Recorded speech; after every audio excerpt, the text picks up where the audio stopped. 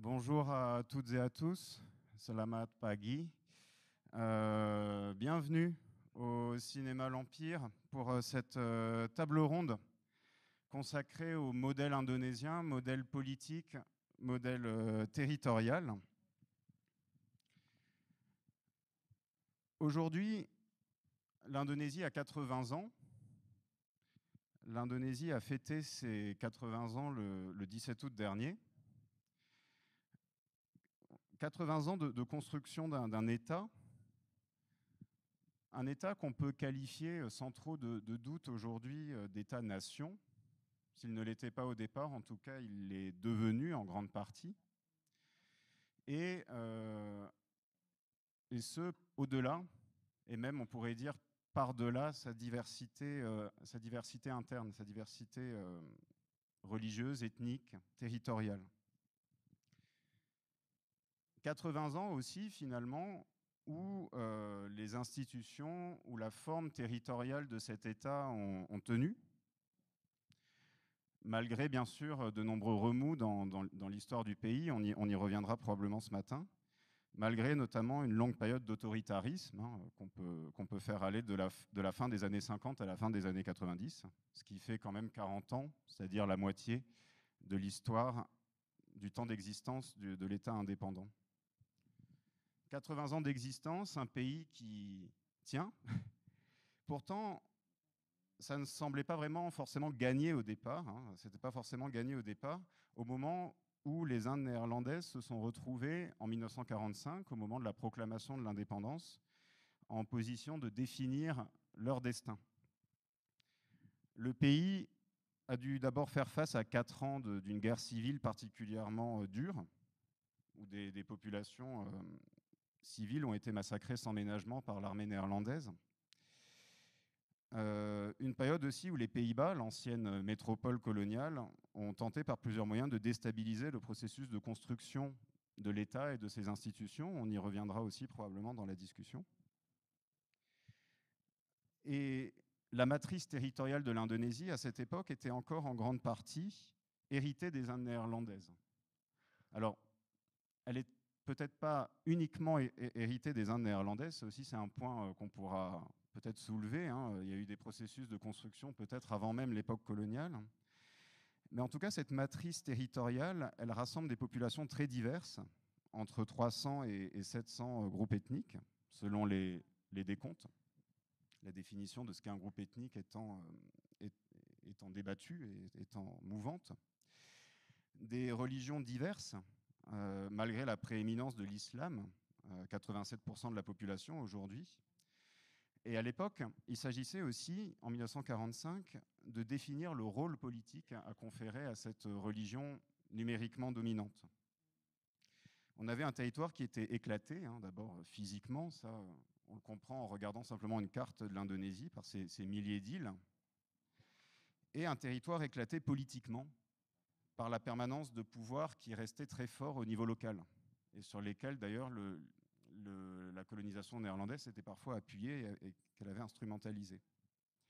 Alors face à tout ça, l'Indonésie a construit un modèle politique, un modèle territorial original, voire à certains égards assez paradoxal, et on peut peut-être commencer par le formuler en termes de paradoxe, ce modèle. L'Indonésie est le plus grand pays musulman du monde, sans être un État musulman, sans être un État confessionnel musulman. C'est un État qui est très centralisé, mais où les pouvoirs locaux et les identités locales jouent un rôle politique très fort. Donc un pays de paradoxes. Et ce modèle, ce qu'on appelle le modèle indonésien, on va peut-être jouer sur les deux sens qu'on peut donner au terme modèle, c'est-à-dire le modèle en tant que structure et le modèle en tant qu'exemple à suivre. Puisque dans un ouvrage récent, l'historien belge David van Reybrouck relate cette expérience de la construction politique de l'Indonésie en l'érigeant en modèle d'intérêt universel. Pour lui, l'Indonésie a quelque chose à dire au monde de ce point de vue-là. Alors l'objectif de notre rencontre de ce matin, c'est de revenir sur ce modèle politique et territorial en interrogeant les différents sens du terme modèle. Et à mes côtés ce matin, que je remercie pour leur présence, Elsa Clavé, vous êtes historienne, professeure à l'université d'Hambourg en études austronésiennes. Vous êtes spécialiste d'histoire culturelle et sociale de l'Indonésie, aussi de l'ère du monde malais, hein, des Philippines, de la Malaisie également. Vous vous intéressez notamment à l'histoire des contacts culturels et des représentations dans le monde malais, ainsi qu'aux mémoires, notamment aux mémoires des violences politiques. Et vous êtes l'autrice d'un dictionnaire insolite de l'Indonésie que vous venez de rééditer aux éditions Cosmopole. Bonjour. Bonjour. On a le grand plaisir d'accueillir également Eka Kurniawan, indonésien, et l'un des écrivains indonésiens les plus connus et les plus lus en Indonésie comme à l'international. Vous nous faites l'honneur de votre présence au festival en tant que président du Salon du Livre. Et l'histoire indonésienne, dans vos œuvres, et notamment l'histoire contemporaine récente de l'Indonésie, apparaît en toile de fond de plusieurs de vos nouvelles et de vos romans, notamment votre premier roman, intitulé en indonésien Cantik Itu Luka, qui a été traduit en français sous le titre Les Belles de Halimunda, qui est apparu en Indonésie en 2004, et dans lequel, en fait, la toile de fond de l'histoire indonésienne, de la fin de l'époque coloniale à l'ordre nouveau, tient une place majeure. Dan selamat pagi, dan terima kasih banyak sudah bersedia bertukar pikiran dengan kami pagi ini. À nos côtés, un grand merci à Fanny Toré, qui va traduire nos échanges aussi avec vous ce matin. À nos côtés également, Rémi Madinier, qui est historien également, contemporanéiste. Vous êtes spécialiste de l'islam indonésien et plus largement des questions religieuses en Indonésie. Vous avez consacré votre thèse à un parti politique musulman, le Machoumi, dont vous nous direz peut-être quelques mots dans la discussion. Et vous avez récemment publié un ouvrage sur les jésuites à Java, intitulé « La Java des jésuites, une autre histoire des relations islamo-chrétiennes 19e-20e siècle », publié aux éditions du CERF. Et vous donnez tout à l'heure une conférence sur le Pancasila, la philosophie d'État de l'Indonésie, qui est une composante majeure de ce modèle politique et territorial dont on va parler aujourd'hui. Donc, merci à tous pour votre présence ce matin. Première question, pour rentrer dans cette question du modèle, on peut peut-être poser d'abord sur la table, qu'est-ce que le modèle indonésien ? Quels sont les éléments en fait, de ce modèle, les ingrédients qui ont permis de construire l'Indonésie comme une communauté politique et comme un territoire unifié. Rémi, peut-être, si vous voulez commencer. Merci Rémi pour cette belle introduction. Bonjour à toutes et à tous. Bon, évidemment, cette question du modèle, si on veut essayer peut-être, au moins pour introduire la discussion, il faut prendre les choses à l'envers, c'est-à-dire essayer de réfléchir, est-ce qu'on a une carte de l'Indonésie, peut-être pour ceux qui sont moins familiers. Voilà. On peut prendre les choses à l'envers et partir un petit peu des défis, des difficultés qui apparaissent et que vous avez sous les yeux. Un espace immense, séparé par une mer, mais on le comprendra, qui a longtemps plus relié qu'elle ne séparait, une diversité linguistique extraordinaire et des histoires largement façonnées, et un territoire largement façonné par la colonisation. Donc je dirais que le modèle indonésien, c'est d'avoir réussi à dépasser tout cela et à avoir à travers une lutte pour l'indépendance qui a commencé, je dirais, dès les premières années du XXe siècle et qui va souder peu à peu un modèle national assez original, en particulier du point de vue religieux, parce qu'évidemment j'ai oublié de rajouter à tout cela la couche des religions, tout en reposant sur un imaginaire ancien auquel, Rémi, tu as fait un petit peu allusion, qui est l'idée que cet espace que vous avez sous les yeux, il n'est pas que l'héritage des Indes néerlandaises, qu'il y a aussi un récit, un grand récit autour des empires indo-bouddhiques du 8e jusqu'au 15e siècle, un grand récit autour de l'idée que des Indonésiens, enfin des gens qui habitaient cet espace, l'avaient à un moment unifié d'une manière ou d'une autre. Et il y a eu, à partir de là, une sublimation de la colonisation au sens d'un retournement assez classique des armes de la colonisation, l'éducation en particulier, les communications qui sont aussi assez largement dues aux efforts des Néerlandais, pour proposer un modèle un petit peu unifié.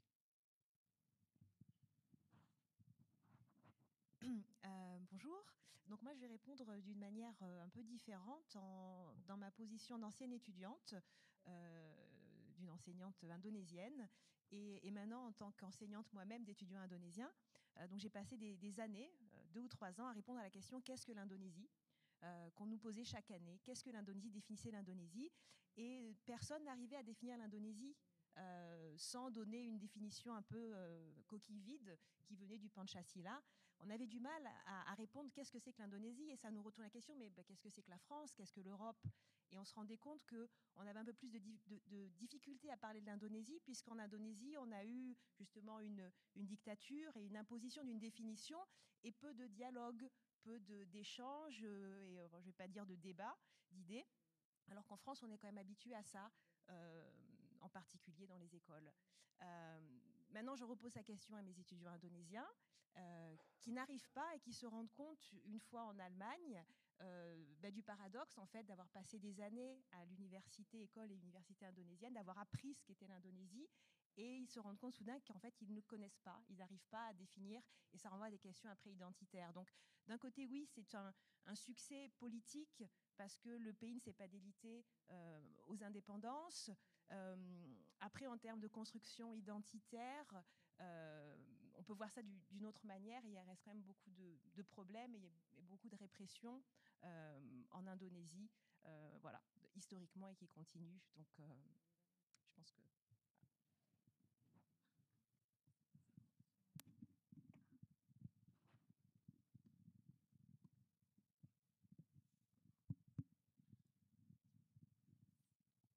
Terima kasih.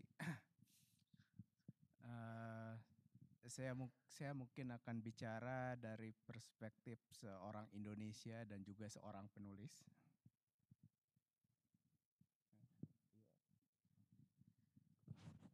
Merci. Donc, je vais peut-être parler du point de vue d'un écrivain et d'un Indonésien d'abord et puis d'un écrivain ensuite. Bahkan untuk orang Indonesia sendiri, 80 tahun Indonesia berdiri seringkali merupakan semacam keajaiban. Karena saya ingat beberapa tahun lalu di antara teman-teman kadang-kadang kami juga bercanda bahwa hebat juga Indonesia bisa hidup lebih lama daripada Uni Soviet atau Yugoslavia. Donc, pour nous, les Indonésiens, parfois, on a l'impression que l'Indonésie ait pu tenir 80 ans, c'est quelque chose d'un peu extraordinaire. Je me souviens qu'il y a quelques années, avec des amis, on aimait plaisanter en disant l'Indonésie est quand même incroyable, on a réussi à tenir plus longtemps que l'Union soviétique ou la Yougoslavie. Karena ya saya kira semua orang Indonesia belajar sejarah, tahu pasti ada begitu banyak keanekaragaman baik suku, agama, bahasa yang atau teritorial, ya maksudnya Jawa, Sumatera, Kalimantan, yang hanya memerlukan saya kira pemicu kecil yang mungkin akan memporak-porandakan Indonesia sebagai sebuah kesatuan. Parce que, bien sûr, tous les Indonésiens apprennent l'histoire, mais on a conscience qu'il y a énormément de diversité, de différences, donc de diversité linguistique, ethnique, religieuse. Donc, il il y a un grand nombre d'îles, il y a le Java, il y a Bornéo, et il y a un grand nombre de points chauds, de tensions qui pourraient être source comment dire, de division. Saya melihat setidaknya ada 3 cara untuk melihat kenapa Indonesia bisa bertahan sebagai sebuah negara kesatuan. Pertama, saya melihat tentu saja ada semacam simbol-simbol identitas yang tentu saja diciptakan sejak kelahiran Indonesia, baik nama itu sendiri, nama yang ya kita tahu nama Indonesia itu invented, diciptakan, baru dikenal barangkali secara resmi tahun 1928 sebagai republik, mungkin juga baru digagas oleh Tan Malaka dengan buku Narda Republik di Indonesia. Kemudian tentu saja diteruskan oleh baik pemerintahan Soeharto dan berikutnya dengan simbol-simbol, berbagai macam simbol seperti ya bendera, lagu kebangsaan, terutama ya Pancasila sebagai ideologi, satu-satunya ideologi di Indonesia.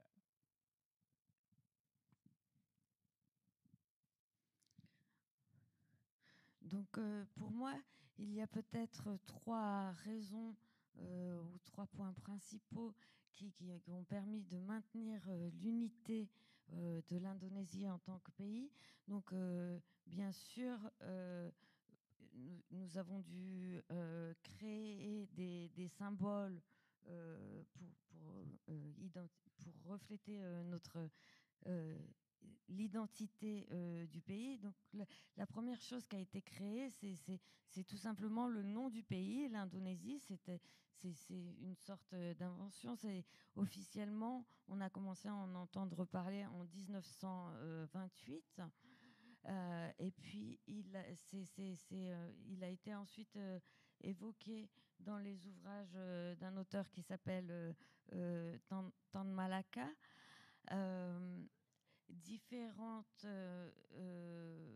Différents éléments ou composants de notre identité ont été définis par les premiers présidents indonésiens, que ce soit Sukarno ou Suharto. Donc, en tant que nation, nous avions besoin forcément d'un hymne national. Et puis, il y a également la philosophie d'État, donc le Pancasila qui a été créé pour nous réunir.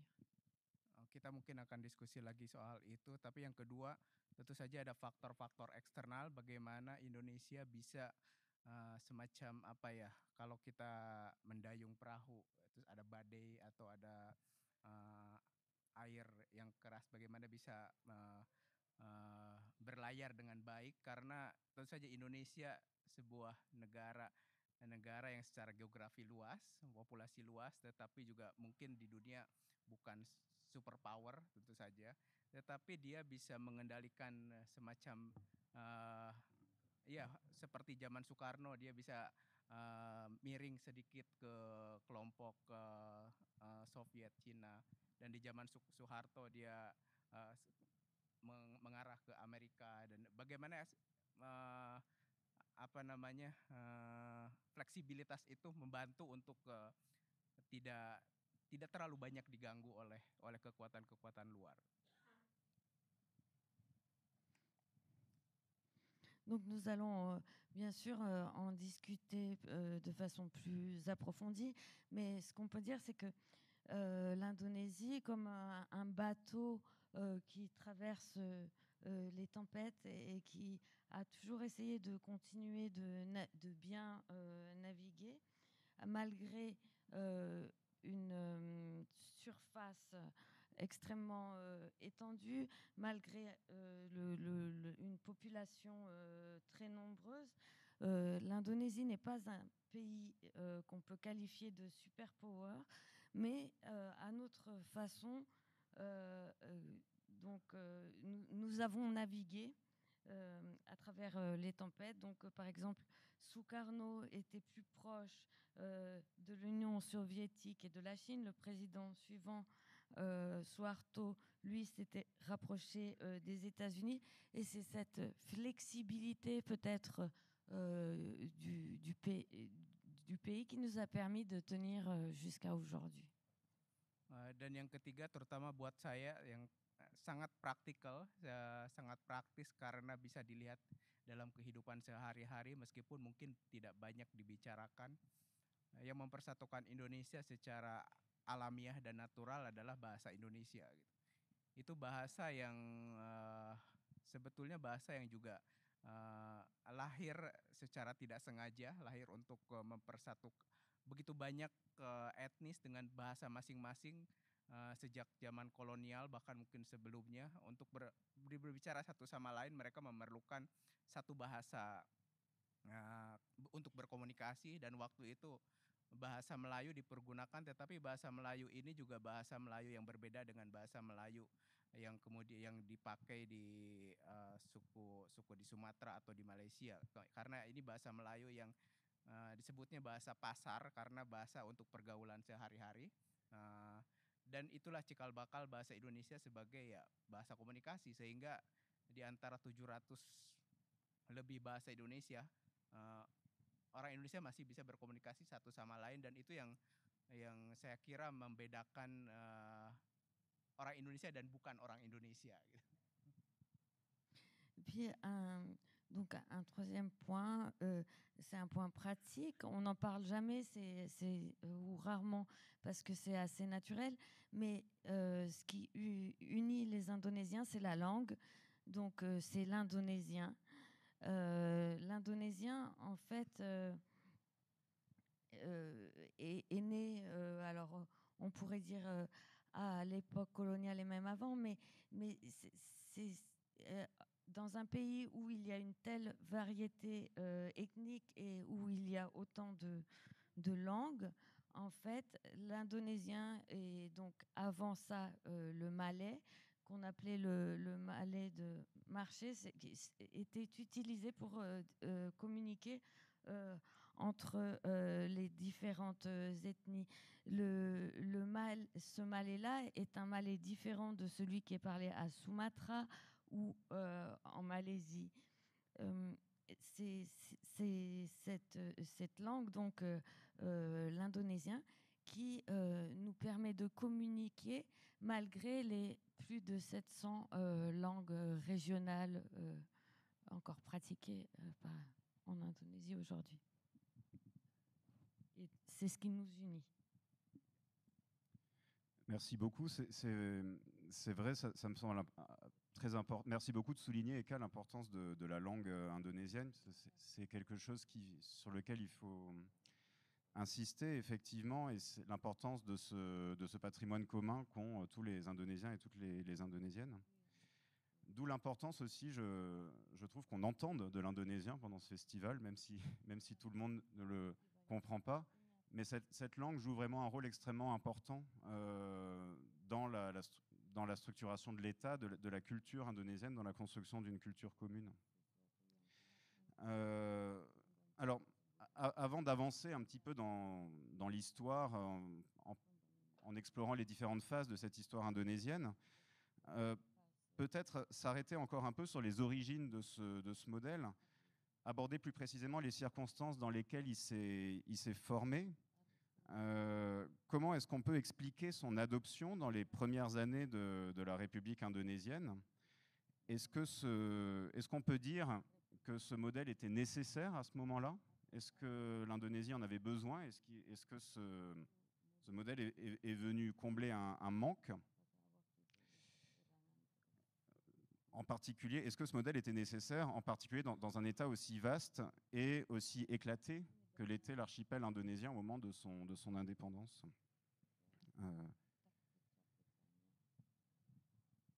Eka, peut-être, si...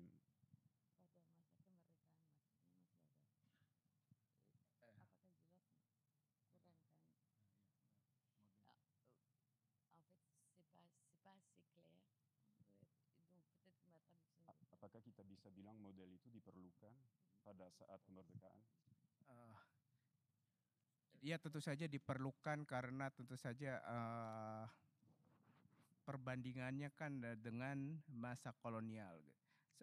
Ide dasar dari Indonesia sebagai sebuah kesatuan itu kan mulai muncul dari Sumpah Pemuda dengan klaim berbangsa satu, bertanah air satu, dan kemudian kami tidak mengatakannya berbahasa satu, tetapi bahasa persatuan, bahasa Indonesia, dan itu menjadi pondasi awal yang sangat dibutuhkan karena tentu saja sebagai sebuah negara butuh teritori, butuh identitas, dan kemudian butuh alat komunikasi. Meskipun yang dua di awal sangat challenging ya, sangat menantang karena misalkan mengenai teritori ya ada banyak perdebatan. Misalkan Timor Timur yang pernah masuk ke Indonesia kemudian merdeka, dan kemudian perdebatan apakah bahkan sejak zaman awal Republik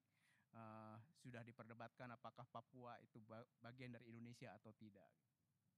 Dan saya soal bangsa identitas yang kita diskusikan juga menjadi ya masih banyak perdebatan. Donc, bien sûr, ce modèle était nécessaire, surtout pour se démarquer de la colonisation. Donc, nous avions besoin de quelque chose pour former une unité ou autour duquel nous réunir. Et donc, nous avions besoin d'éléments qui ont été définis lors du serment de la jeunesse, qui mettait en avant la nécessité donc d'être une nation avec un espace géographique, un espace territorial. Et puis, nous ne disions pas avoir une langue commune, mais une langue qui nous unisse, étant donné le nombre de langues régionales. Donc ça, nous avions nécessairement besoin de fondations solides au départ. Alors, donc, ces fondations, on y revient, il y avait les fondations territoriales. Nous avions besoin d'avoir une identité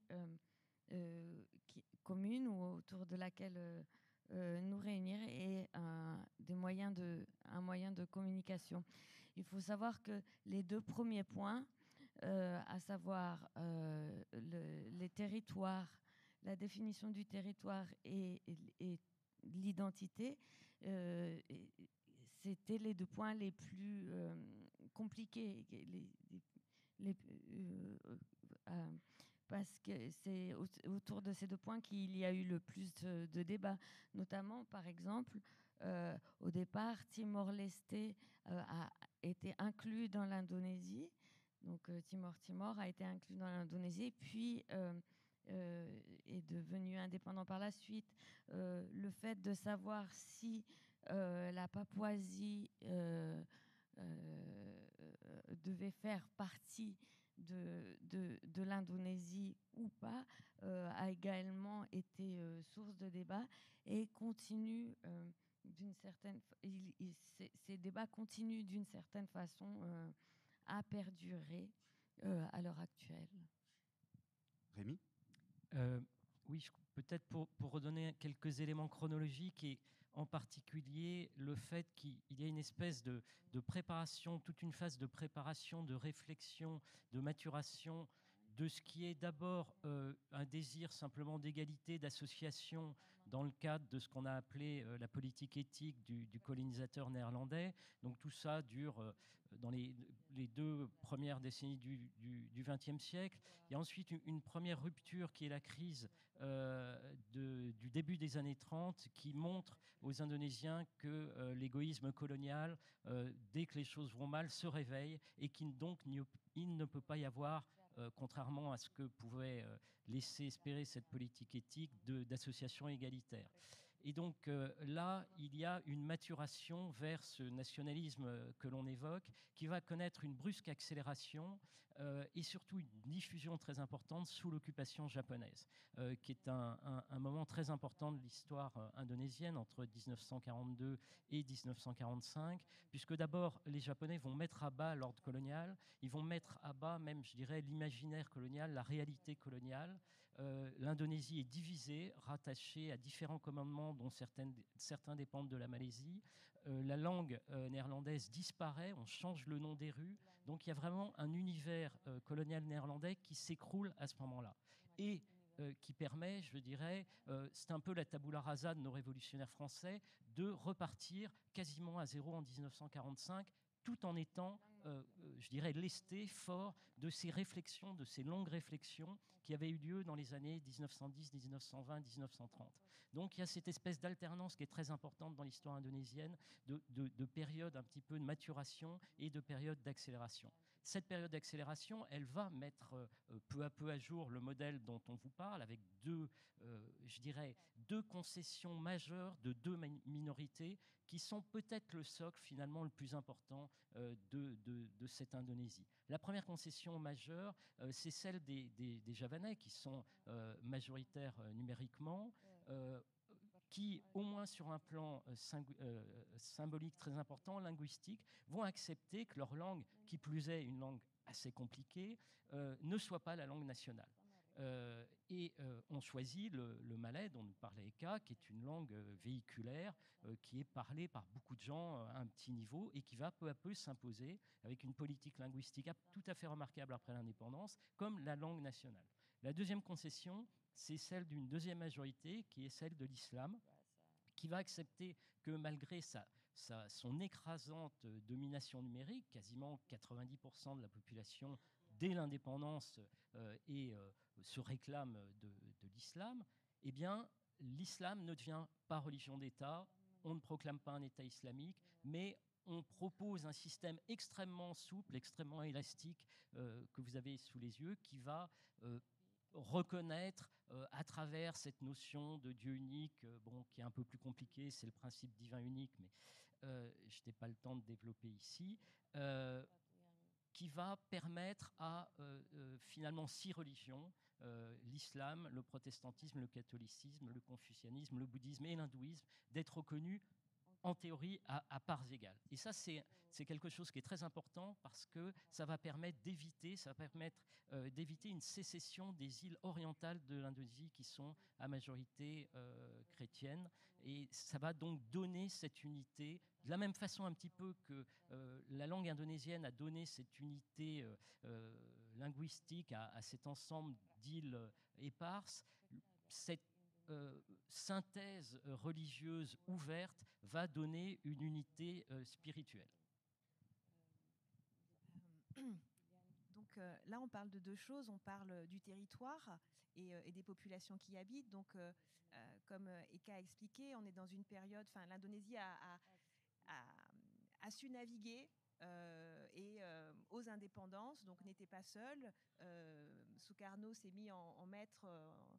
En tout cas une des têtes du non-alignement, et se rapprocher plutôt du bloc de gauche, on va dire, tout en gardant sa position non alignée.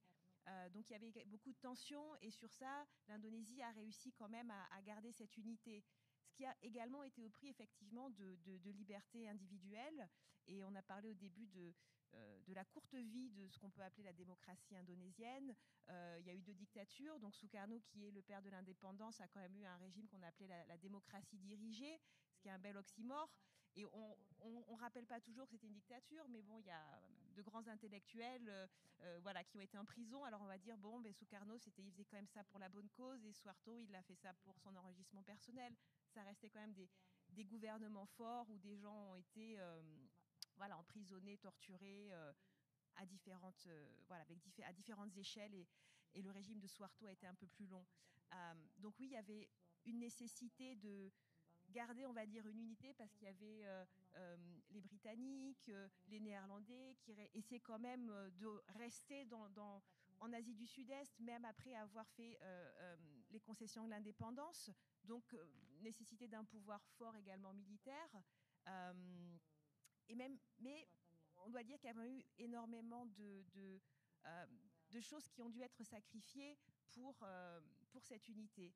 Et Rémi parlait des idées, des débats d'idées qui se passaient dans les années 10 et les années 20. L'Indonésie était un pays qui était extrêmement avancé, on va dire, sur tout ce qui était de ce que devait être la société.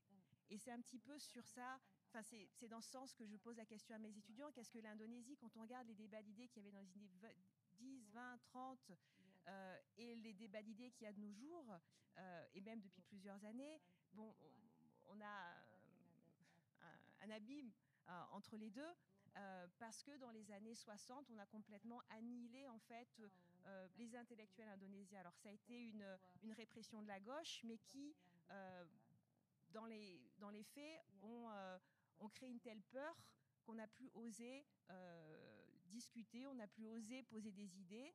Et c'est pour ça que l'identité indonésienne, que les gens n'ont pas pu parler de leur identité.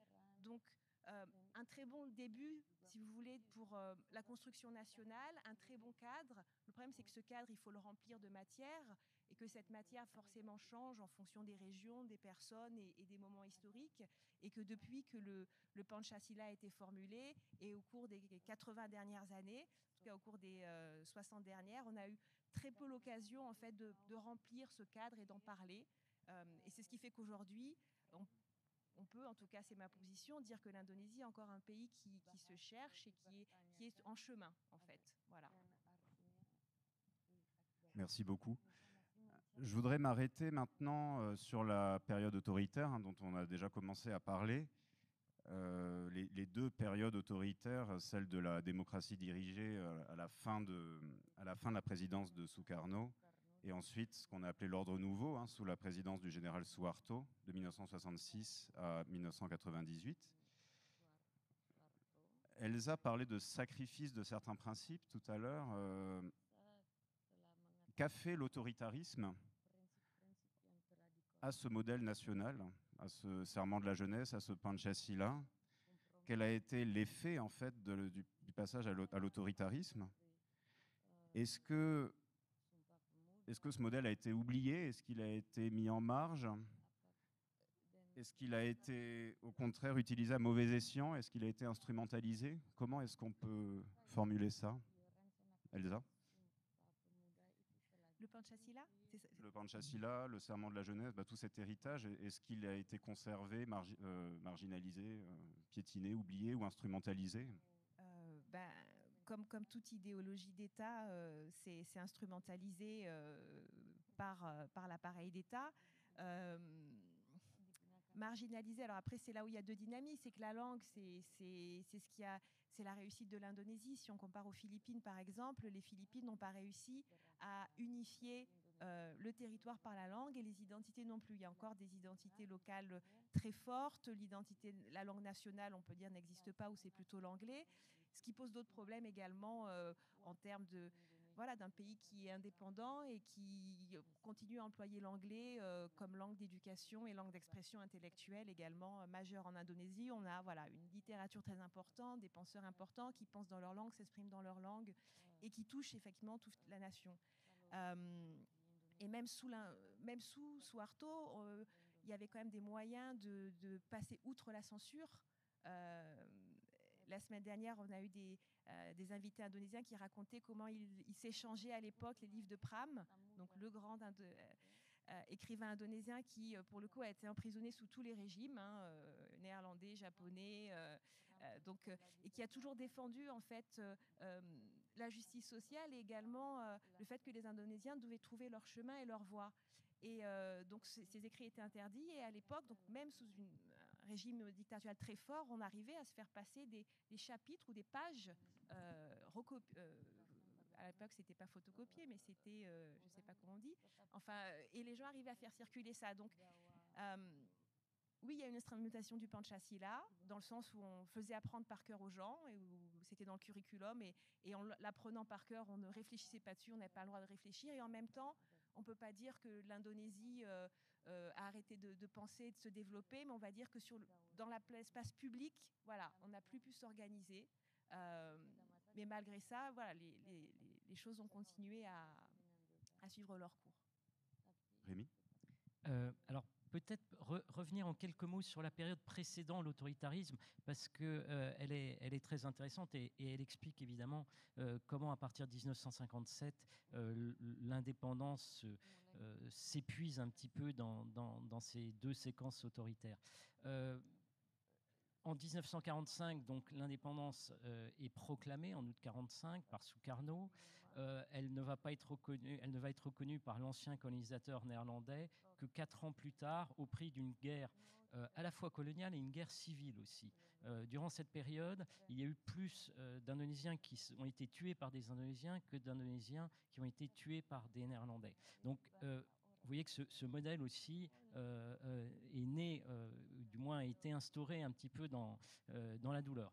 Au terme de cette période, il y a 7-8 ans à peu près d'une vraie démocratie parlementaire tout à fait intéressante, où là, on peut dire que c'est l'âge d'or de cette Indonésie un petit peu modèle à laquelle on fait référence aujourd'hui, à savoir une démocratie qui fonctionne, extrêmement vivante, une question religieuse qui est discutée de manière extrêmement apaisée, intelligente, avec ce grand parti démocrate musulman, le Masyumi, auquel Rémi, tu faisais allusion tout à l'heure, qui a été le plus grand parti musulman du monde à cette époque et un des rares exemples de vrai parti démocrate musulman qui a réussi vraiment à concilier islam et démocratie. Et le débat intellectuel, tu y faisais allusion, Elsa, à cette époque est tout à fait étonnant. Il est, je dirais, quand on a des références européennes, on est vraiment dans quelque chose de passionnant, de stimulant, à la fois de différent, mais d'une très grande rigueur, avec énormément de références, de lectures, etc. Mais il y a également l'héritage de cette décolonisation difficile, et notamment il y a un énorme showstrap qui a été laissé par les Néerlandais, il y en a plusieurs, c'est la question de la centralisation du pays. Paradoxalement, ils vont essayer, un petit peu comme les Français en Indochine avec cette fédération indochinoise, de partir sans partir, c'est-à-dire de donner l'indépendance, et c'est ce qu'ils font en 1949, quand ils accordent l'indépendance, c'est aux États-Unis d'Indonésie. Et en fait, ces États-Unis, c'est un agglomérat d'États dont ils ont plus ou moins repris le contrôle indirectement à travers leurs élites, qui gravitent autour du cœur de la République, qui est centré sur Java et Sumatra. Et cette solution est évidemment assez rapidement dénoncée, et tous les États qui environnaient la petite République javanaise, indonésienne, qui s'était battue contre la colonisation, vont se dissoudre dans cette République et fonder un espèce d'État jacobin, hyper centralisé, un petit peu comme la France, qui est évidemment un non-sens géographique. Et du coup, à partir de 1950, très rapidement, apparaît cette question de la relation centre-périphérie, qui va accompagner aussi, je dirais, un petit peu une remise en cause des espoirs des indépendances, parce que comme dans beaucoup de pays, on pensait que à partir du moment où on était indépendant, on allait assez rapidement regagner le niveau de vie, ou gagner le niveau de vie plutôt des populations des anciennes métropoles. Évidemment, ce n'est pas le cas. Il y a des tensions autour de l'armée, qui est elle-même composée d'anciens soldats de l'armée royale néerlandaise, d'anciennes milices qui avaient combattu pour les Japonais, et puis évidemment les milices républicaines. Tout ça fait qu'il y a à la fois un bouillonnement d'idées, mais il y a également un petit peu un délitement de l'espace national, dont Sukarno qui constate finalement que les choses ne vont pas assez vite et que les élections de 1955 n'ont pas donné une majorité claire, va profiter pour dire, écoutez, voilà, maintenant, finalement, la démocratie, lui qui avait été un grand démocrate, c'est un truc d'Européen. Moi, je vais proposer une démocratie à l'orientale, une démocratie dirigée, sans se rendre compte qu'en fait, ce qu'il propose, ce n'est rien d'autre qu'un espèce de fascisme mussolinien première période, légèrement tropicalisé, et qui va conduire à peu l'étouffement et avec l'utilisation notamment du Pancasila, de toute la capacité de réflexion démocratique du pays. Plusieurs partis, dont le Masyumi, sont interdits, et À cela s'ajoute évidemment la guerre froide qui va pousser le communisme et qui va inciter Sukarno à se rapprocher notamment de la Chine, tendre les tensions, tendre les relations avec l'armée à un point absolument terrible et qui va conduire au drame du 30 septembre 1965 dont on va sans doute parler bientôt.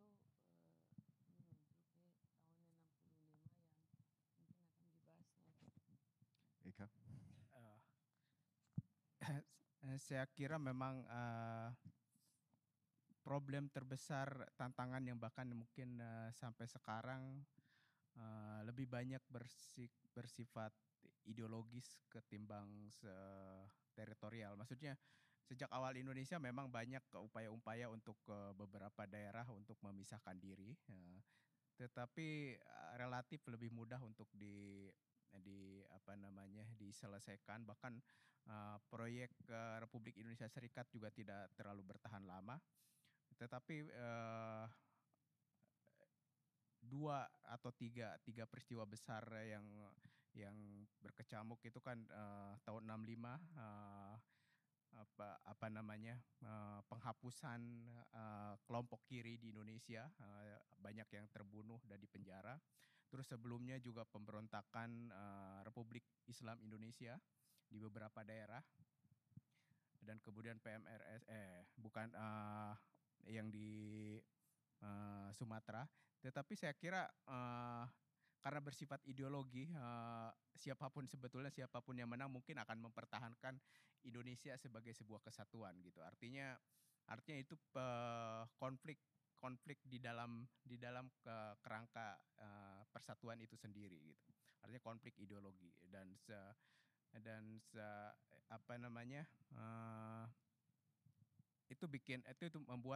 membuat sebetulnya lebih ke ya seperti yang Soekarno kemudian sadari bahwa terlalu banyak pertentangan, pembangunan berjalan lambat, sehingga ironiknya melahirkan ya dua orang diktator seperti Soekarno dan Soeharto yang mencoba untuk saya melihat bahwa di sini ideologi seperti Pancasila menjadi dibuat dalam satu tafsir tunggal gitu, untuk memudahkan bahwa hanya ada satu Pancasila di Indonesia, dan itu yang sehingga untuk meredam semua konflik ideologi ini.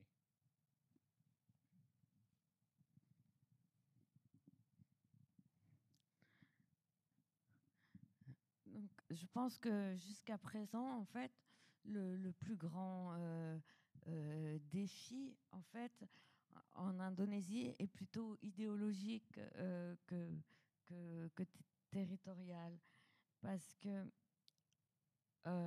bien sûr qu'il y a eu des volontés d'indépendance, par exemple, on l'a vu avec Timor ou Timor-Leste, mais en général, en règle générale, ces volontés d'indépendance, nous avons réussi à les apaiser ou à mettre fin à ces conflits. On peut aussi le voir dans le fait que la volonté était de créer une véritable nation, et c'est pour ça que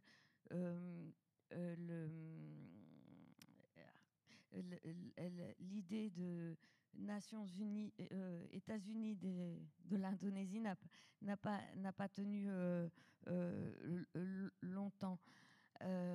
Les tensions internes et idéologiques ont débouché sur, on peut dire, 2 ou 3 événements extrêmement importants, dont 65, période suite à laquelle toute la gauche indonésienne a été décimée ou emprisonnée. Il y a eu aussi des velléités plus liées à des mouvements indépendantistes et religieux notamment avec le gouvernement révolutionnaire indonésien à Sumatra. Donc c'était basé sur une idéologie musulmane, mais tout ça a réussi à, à être apaisé. Sukarno Sukarno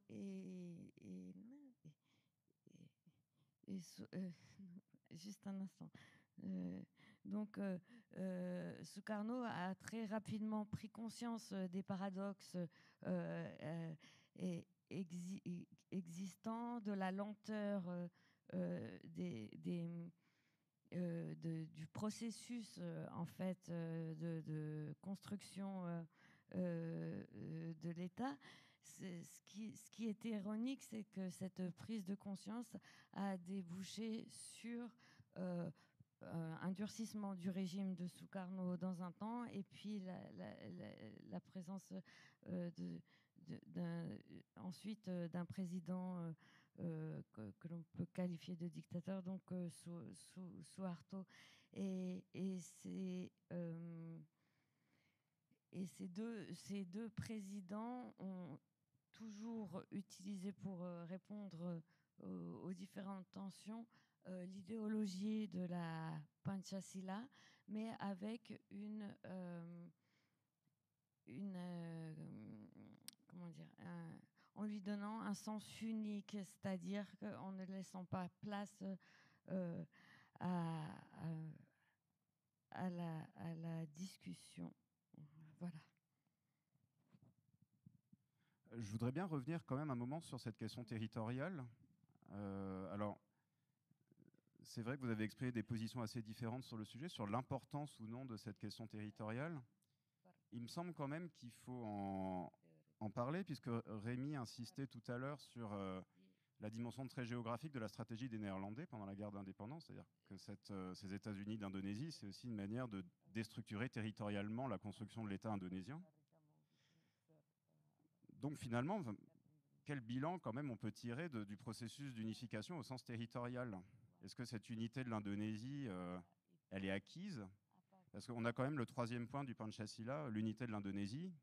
On a quand même le concept très fort politiquement en Indonésie de NKRI, Negara Kesatuan, République Indonésia, donc l'État territorial unifié de l'Indonésie. Est-ce que ce processus d'unité d'un point de vue territorial, d'unification territoriale a réussi, a fonctionné? Est-ce que cette unité de l'Indonésie est totalement acquise, d'après vous? Oui, je pense que ce que dit Eka est tout à fait intéressant.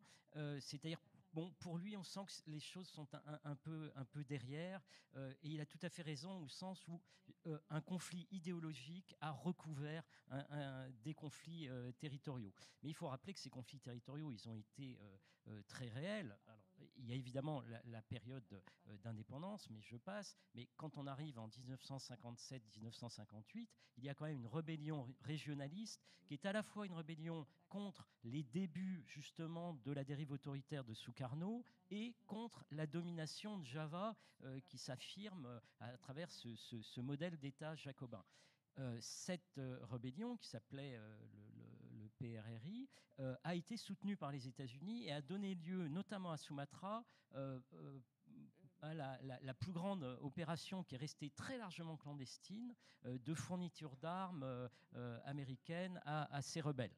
Et puis finalement, cette rébellion échoue. Alors elle concernait à la fois, il faut peut-être remettre la carte, des territoires à Sumatra, au nord de Sumatra, à Sulawesi principalement, et à Bornéo.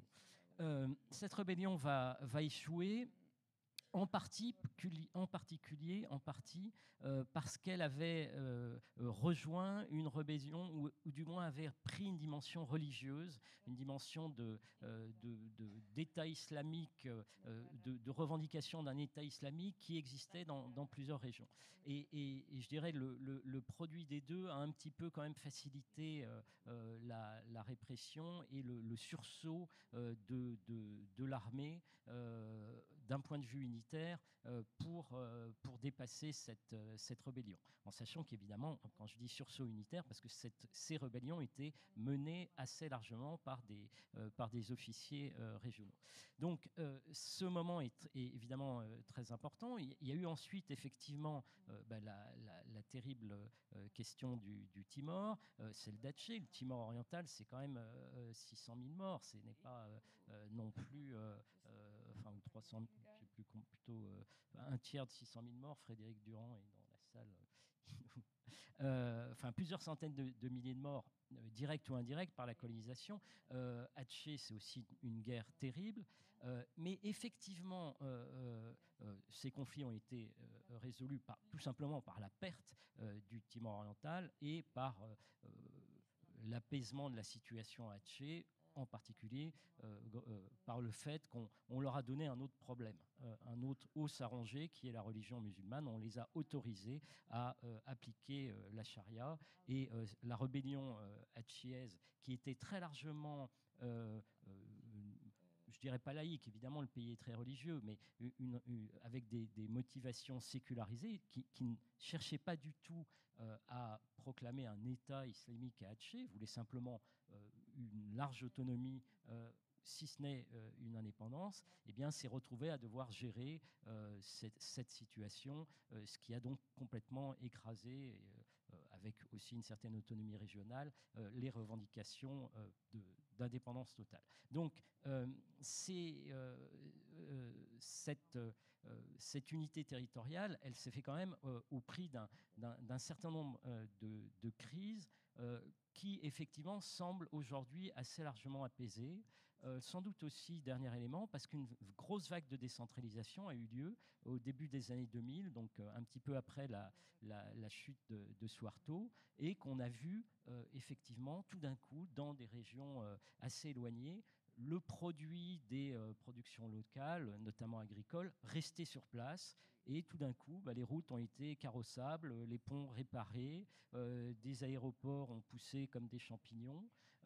Et évidemment, tout ça a très largement contribué à un sentiment d'unité géographique qui, aujourd'hui, n'a sans doute été jamais aussi fort qu'auparavant dans l'histoire, mais également parce qu'il est, encore une fois, recouvert par le profond conflit idéologique et social qui travaille l'Indonésie depuis l'intérieur aujourd'hui.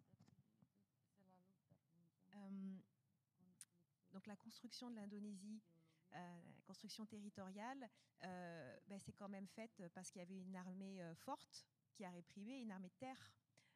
Donc c'est en ça où il y a eu beaucoup voilà, un modèle qui au final est un succès, puisque le pays réussit à se construire, ne retombe pas aux mains des Néerlandais, ne tombe pas aux mains de milices d'État islamique, et je dirais non plus globalement pas aux mains ni du bloc de gauche ni des États-Unis trop, mais en même temps énormément de morts un peu partout en Indonésie, de toutes les extrémités en fait, la Papouasie, Aceh, donc c'est les extrémités, et le pouvoir a une armée de terre. Donc ça c'est un autre paradoxe de l'Indonésie, c'est d'être un État archipélagique qui ne l'est pas du tout dans sa logique.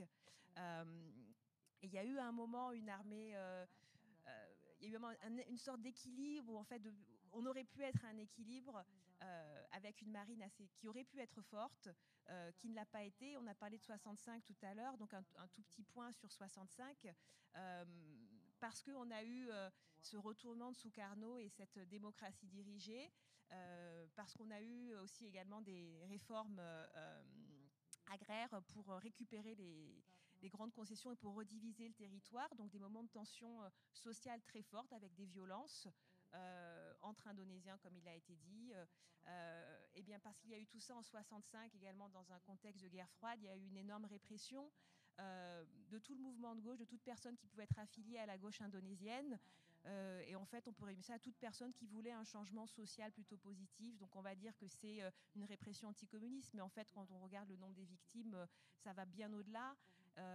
On estime à 500 000 au bas mot, jusqu'à 1 million le nombre de personnes qui ont été tuées, le nombre de personnes emprisonnées pendant 10, 15, 20 ans.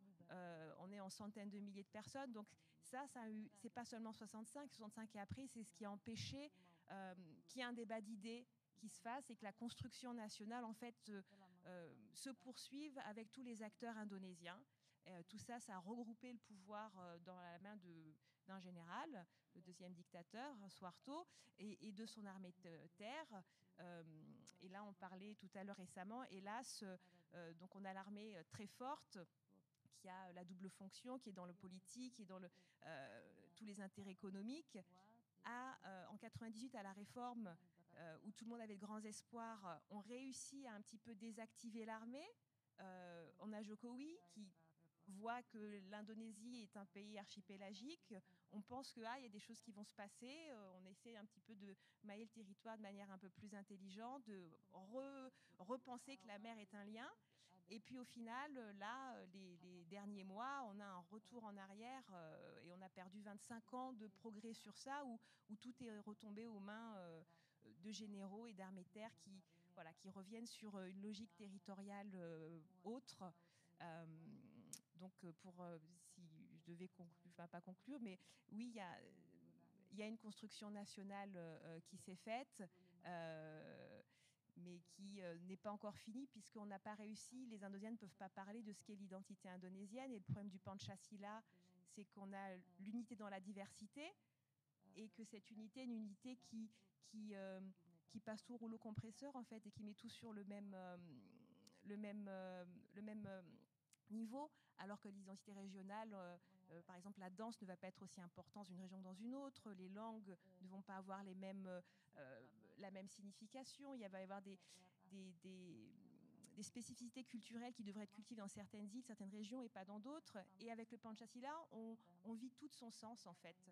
Donc ça pourrait être quelque chose, comme tu l'as dit au début, c'est malléable, ça pourrait être quelque chose, un moteur pour l'Indonésie, mais ça ne l'est pas pour l'instant. Eka, est-ce que vous souhaitez réagir sur la dimension territoriale notamment?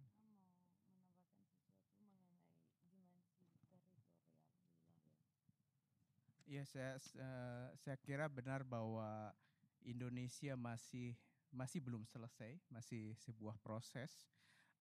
Salah satu yang tentu saja problem baru terutama setelah era reformasi, setelah Soeharto turun, adalah kesenjangan Jawa dengan luar Jawa. Kalau tadi kita bicara bahwa mayoritas melepaskan katakanlah ego mayoritasnya, seperti bahasa Jawa tidak dipergunakan sebagai bahasa nasional, atau Islam tidak dipergunakan sebagai satu-satunya agama resmi menjadi negara Islam.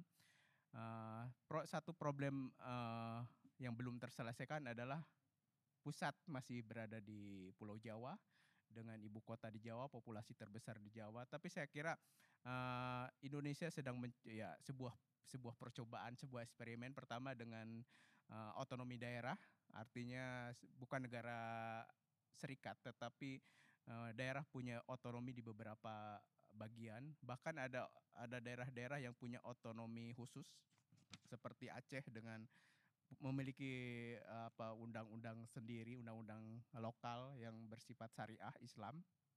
Papua juga punya otonomi khusus. Dan kemudian ada satu wilayah yang juga bisa dikatakan monarki, Yogyakarta. Artinya ada monarki di bawah republik. Artinya itu, saya kira itu semacam fleksibilitas kesatuan Indonesia. Bagaimana mempertahankan teritori, tetapi pada saat yang sama mengakomodasi perbedaan-perbedaan yang bahkan sangat mencolok, seperti negara bisa dibilang daerah syariah, daerah monarki, Dan satu lagi yang percobaan yang masih berjalan adalah memindahkan ibu kota ke Kalimantan yang sudah mulai dilakukan sejak zaman Jokowi.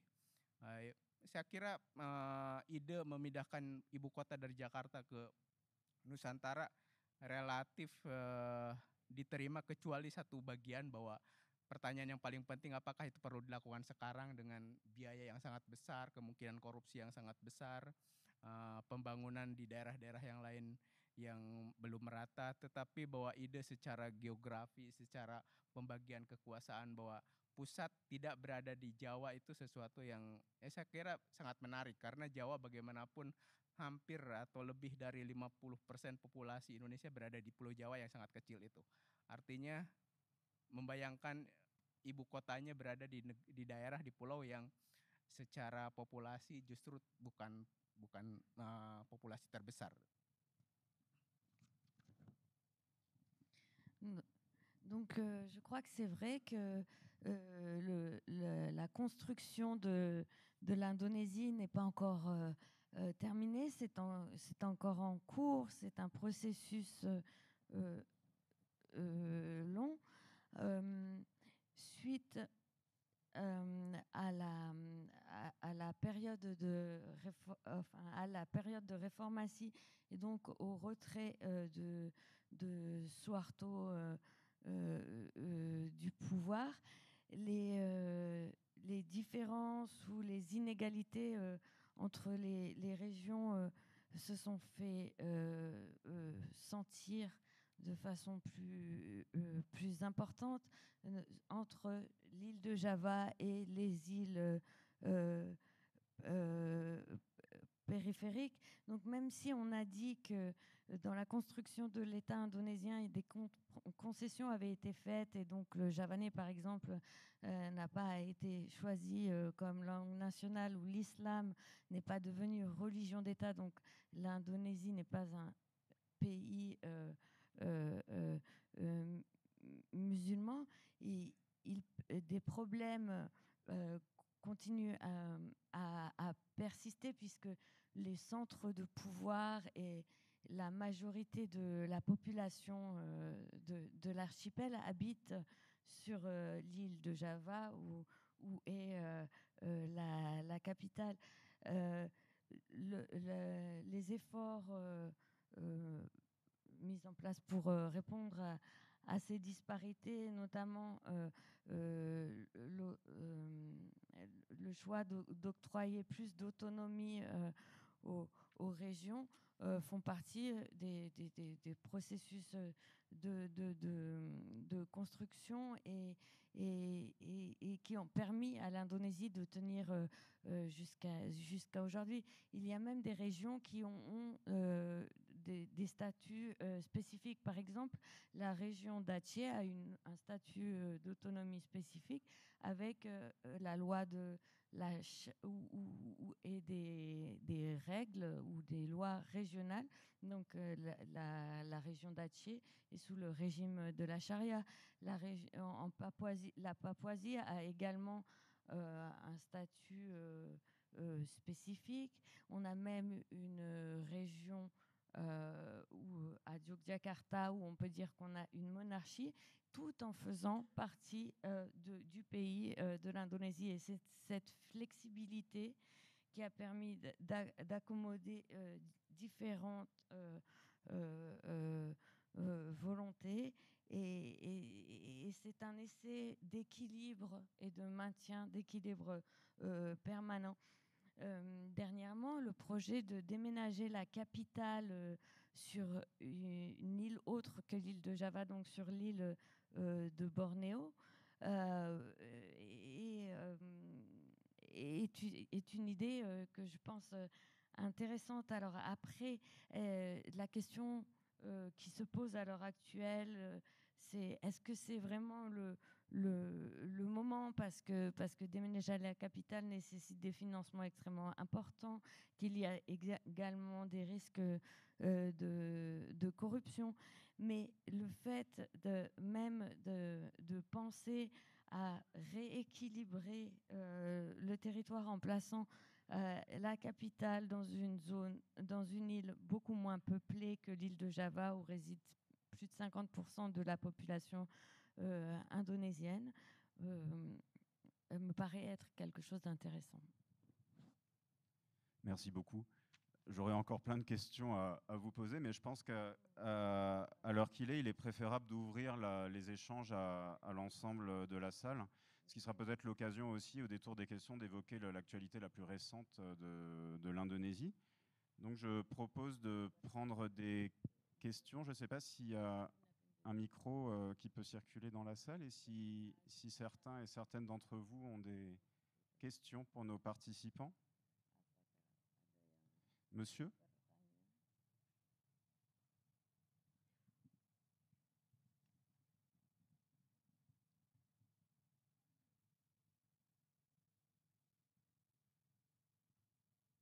Est-ce que l'île de Bourou est toujours une île prison? Rémi ou Elsa, peut-être? Il n'y a plus de prisonniers à Bourou, mais ça reste effectivement, après la libération des derniers prisonniers qui ne sont jamais rentrés. Et on a même fait venir leur famille. Donc il y a encore des descendants de prisonniers politiques de 65 qui sont autour de Bourou. Et ça reste symboliquement toujours l'île des prisonniers. Et c'est un lieu de mémoire très fort. On peut peut-être préciser qu'effectivement, l'île de Bourou était un lieu de détention alors, depuis l'époque coloniale et jusqu'à la période de l'ordre nouveau, et que c'est là notamment qu'a été détenu pendant assez longtemps le grand écrivain indonésien Pramudia Anantatur, qui a écrit sa fameuse tétralogie de l'île de Bourou. Rémi, je ne sais pas si tu veux compléter. D'autres questions? Madame?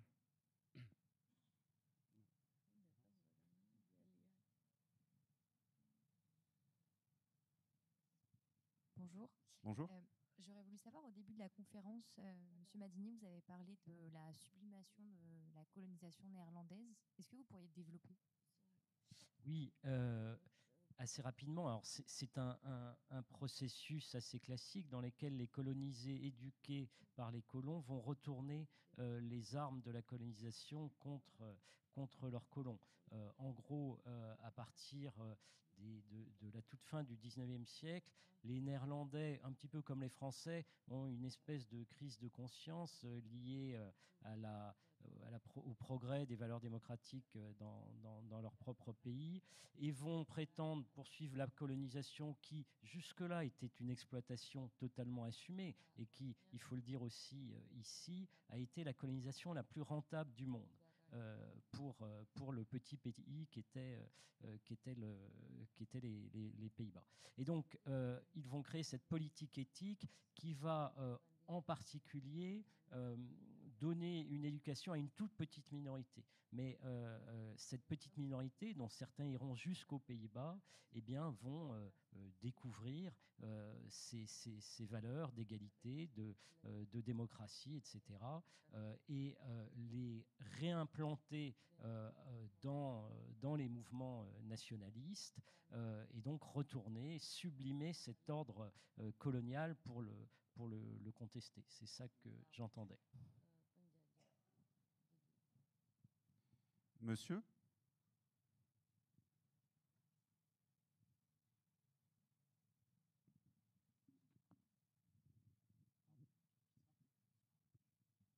Oui, bonjour, merci beaucoup. Je voulais savoir, dans le récit de la construction territoriale, quel est le poids du souvenir des royaumes, alors pour nous on dit du Moyen-Âge, mais cette construction ne va pas pour l'époque, du royaume du Majapahit du XIIIe, qui avait une construction territoriale qui s'approchait presque un petit peu de la construction actuelle. Donc je voulais savoir quel est le poids, est-ce qu'il est remis au goût du jour, est-ce qu'il est réapproprié ou pas du tout? Merci.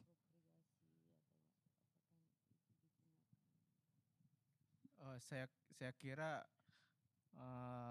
tidak persis ya. Sebetulnya ada ide-ide ketika Indonesia hendak merdeka itu para founding father membayangkan teritorinya seperti apa ya. Salah satunya ide tentang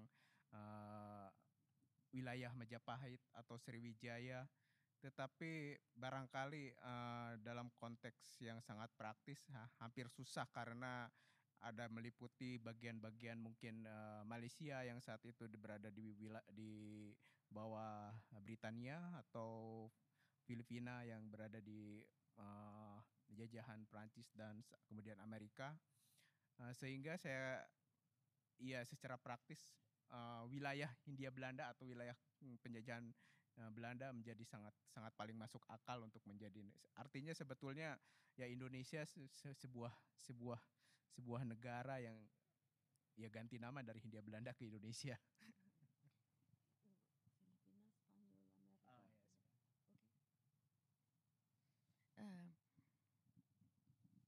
Donc, je peux dire que on n'a pas, enfin, c'est pas quelque chose que de façon précise qui était présente. Bien sûr que les pères fondateurs de l'Indonésie ont pensé ou avaient dans leur imaginaire les régions des anciens royaumes de Majapahit ou de Sriwijaya.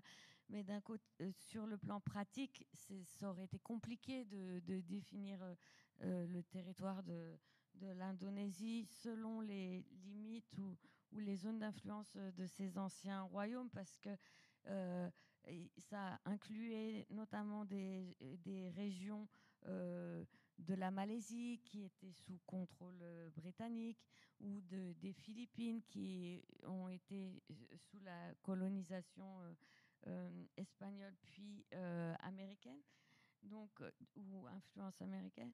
Donc du coup, c'est plutôt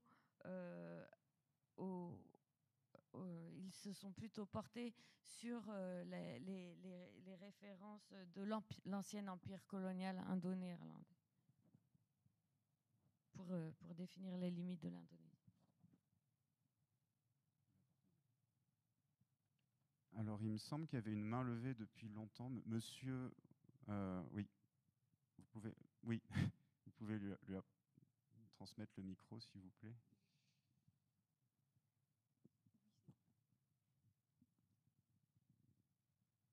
Oui, bonjour. Bonjour. Une question d'actualité d'abord. Quelles sont les relations officielles actuellement entre l'Indonésie et Timor-Leste d'une part et Papouasie-Nouvelle-Guinée? Et une deuxième question symbolique plus, quand est-ce que la conduite automobile à gauche a été introduite?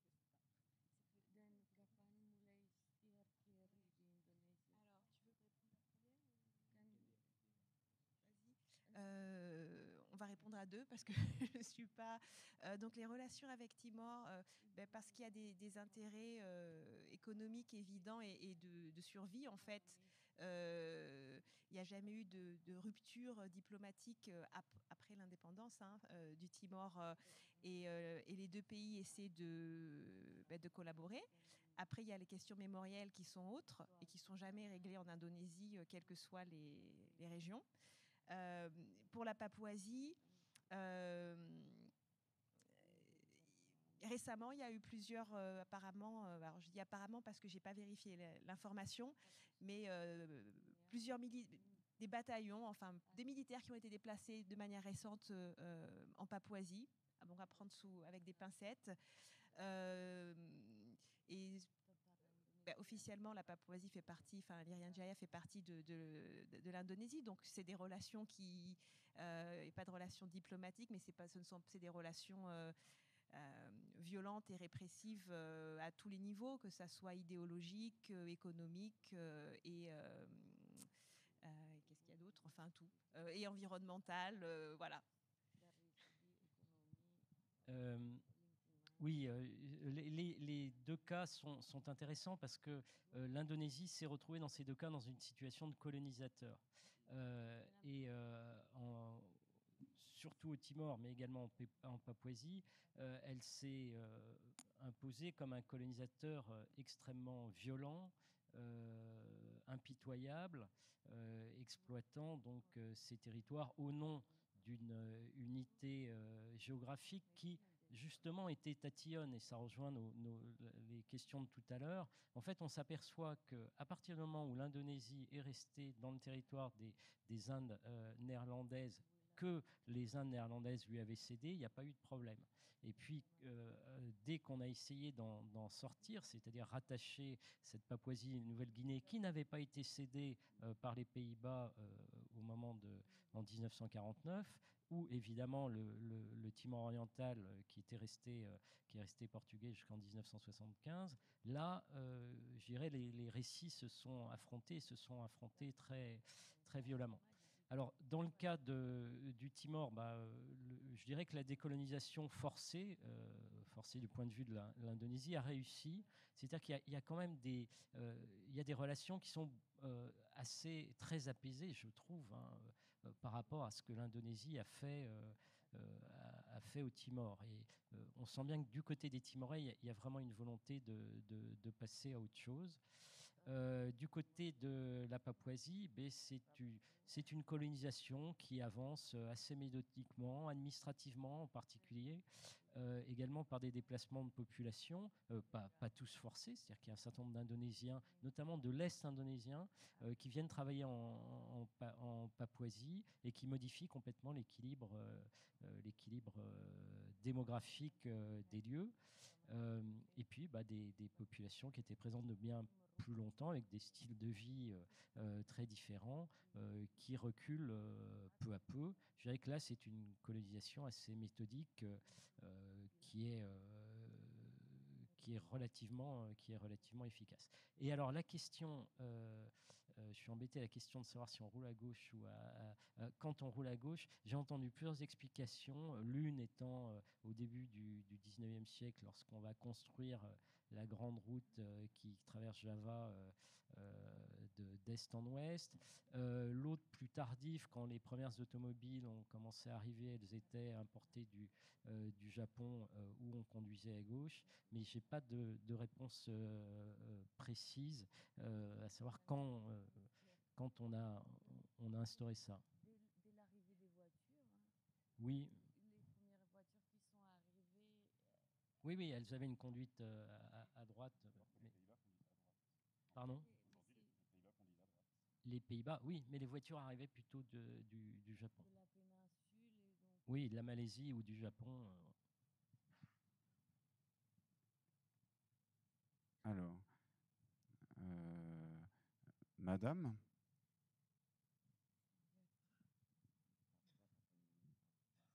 Bonjour. Bonjour. Pourrait-on revenir à l'emblème, aux différents symboles de l'emblème? Est-ce qu'on peut nous les présenter?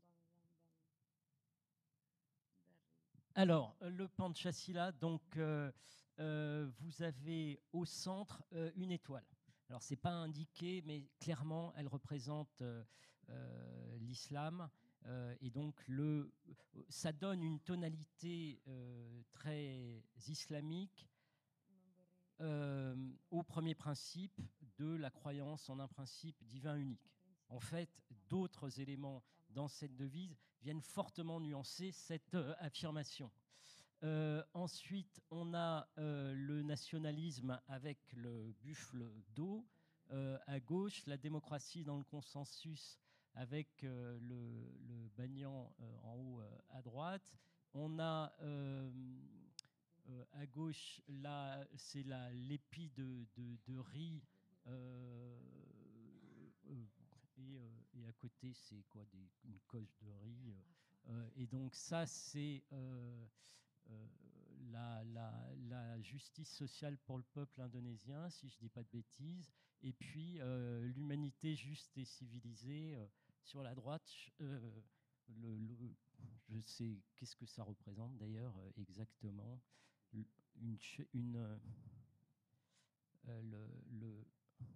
En rouge, la chaîne.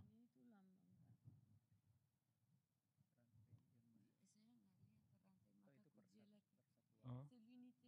Oui, c'est l'unité, mais qu'est-ce que le dessin représente?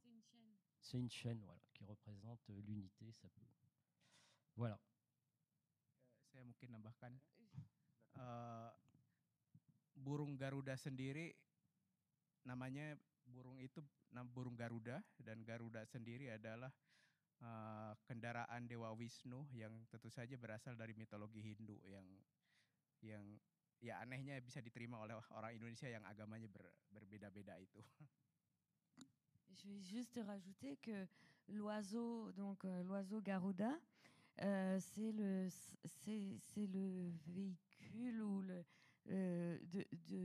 la divinité Vishnu, donc une divinité hindoue. Et donc ça peut être surprenant que ça ait été choisi et accepté par les Indonésiens, donc, dont la population était à majorité musulmane. Oui, donc ça fait partie justement de ces symboles qui nuancent la position centrale de l'islam qui apparaît au premier abord. Et il y en a d'autres également.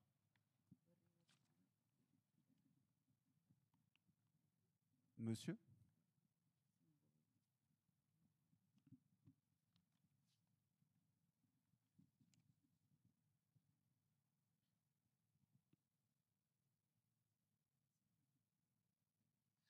Vous aviez dit qu'il y avait une guerre d'indépendance en même temps qu'une guerre civile. Est-ce que c'était une guerre entre supplétifs de la colonisation et indépendantistes, ou est-ce qu'il y avait une guerre entre indépendantistes, comme en Algérie par exemple? Il y a eu une guerre entre indépendantistes, notamment très tôt la guerre froide s'immisce dans le conflit indonésien. Et puis il y a eu une guerre effectivement entre supplétifs. Mais la guerre civile, il y a aussi une révolte sociale dans certaines régions, en particulier à Sumatra et sur la côte nord de Java, qui entraîne des phases de désordre extrême avec des violences qui ne sont pas forcément des batailles rangées entre milices, mais des moments de violence. Une des particularités quand même de l'histoire indonésienne, c'est sa difficulté à gérer les mutations sans violence. C'est-à-dire aussi bien au moment de la guerre d'indépendance qu'au moment je dirais de la fin des années 50, surtout en 65 et puis à nouveau en 98, chaque changement de régime s'accompagne de violences très importantes. Et ça, c'est quelque chose qu'il faut avoir pour à l'esprit pour comprendre aussi ce qui se passe en ce moment en Indonésie et plus globalement cette politique très je dirais très étonnante où les débats sont complètement insipides parce que la gauche a été éradiquée en 1965 et tout le monde est d'accord, enfin beaucoup de gens sont d'accord aujourd'hui pour qualifier de communiste n'importe quelle personne ayant une opinion un peu socialisante. Donc on a une vie politique qui va, si on prend des analogies en France, du Rassemblement national à la droite de la Macronie, mais ça va pas plus loin. Donc le débat ne fonctionne pas énormément, d'où de temps en temps ces éruptions de violence qui pétrifient tout le monde parce qu'on ne sait jamais jusqu'où ça peut aller.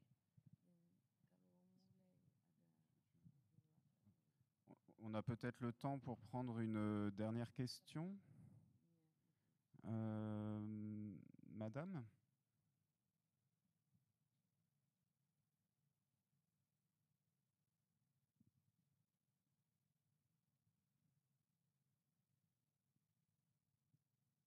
Merci. J'avais une question par rapport aux politiques linguistiques qui ont été menées, vous disiez, pour unifier le pays. Est-ce que vous pouvez dire ce qui a été fait et comment ça a été reçu ?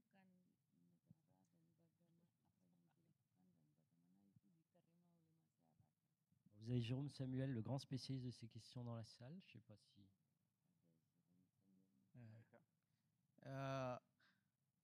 Saya kira bahasa Indonesia mempersatukan Indonesia sebagai sebuah bangsa relatif bersifat natural karena dia sudah menghubungkan banyak banyak populasi di Indonesia bahkan sebelum itu dideklarasikan sebagai bahasa persatuan dan jauh sebelum Indonesia sendiri merdeka. Artinya bahasa itu sudah mempersatukan wilayah-wilayah yang sebelumnya terbeda-beda oleh etnis maupun bahasa.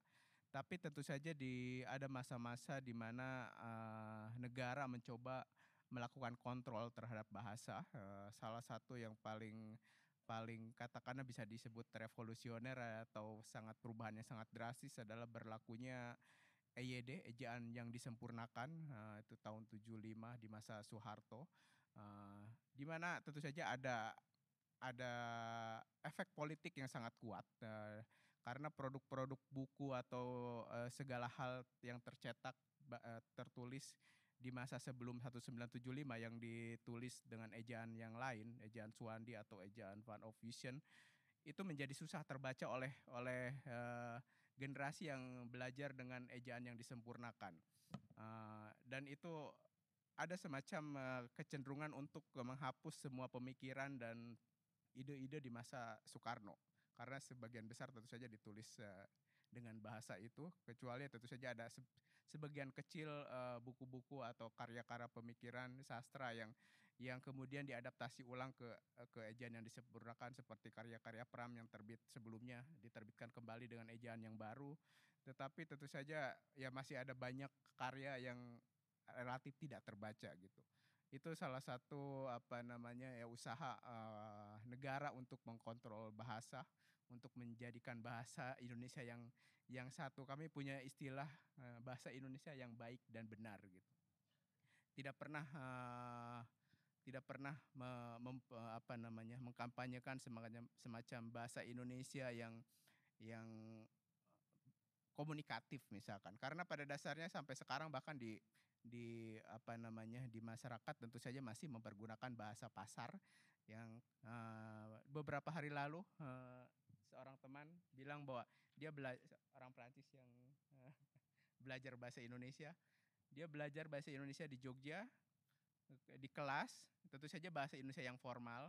Ketika dia pergi ke pasar atau berbicara dengan sopir taksi, ternyata bahasa Indonesianya sangat berbeda gitu. Yaitu fenomena di Indonesia bahwa bahasa formal dengan bahasa keseharian itu ada jarak, tetapi ya saya kira bahasa yang dipakai sehari-hari itulah yang mempersatukan Indonesia.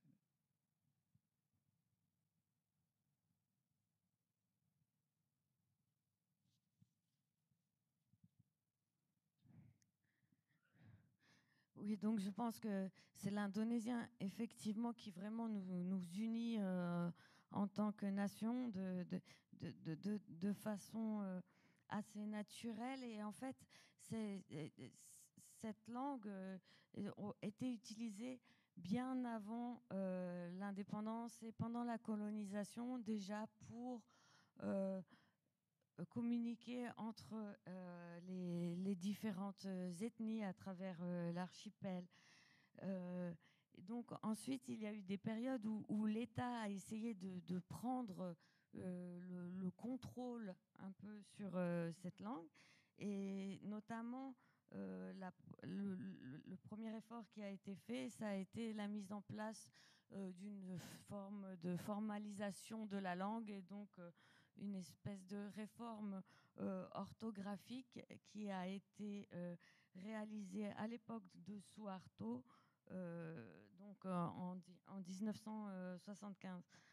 Ça a eu forcément des effets dans le sens où tous les livres qui avaient été notamment écrits avant 1965 suivaient d'autres formes orthographiques, et donc du coup c'est des livres que les générations suivantes ou les générations actuelles ont du mal à lire. Ça a permis en fait d'une certaine façon d'effacer un peu les idées qui vivaient ou les ouvrages qui étaient diffusés notamment à sous la période de Sukarno. Donc certains livres, comme les livres de l'auteur Pramudia Anantatur, ont été republiés en respectant la réforme de l'orthographe ou la formalisation de la langue réalisée en 1975, mais ce n'est pas le cas de tous les ouvrages et donc du coup certains sont peu lus par les générations actuelles. Souvent en Indonésie, on parle cet indonésien-là, on le qualifie du bon indonésien. Voilà, c'est le bon et le juste indonésien. Il n'y a pas eu de grandes campagnes incitant à utiliser l'indonésien comme langue de communication. Il faut quand même savoir qu'au quotidien, les populations continuent à utiliser un indonésien que je qualifierais d'indonésien de marché, c'est-à-dire un indonésien assez libre au niveau de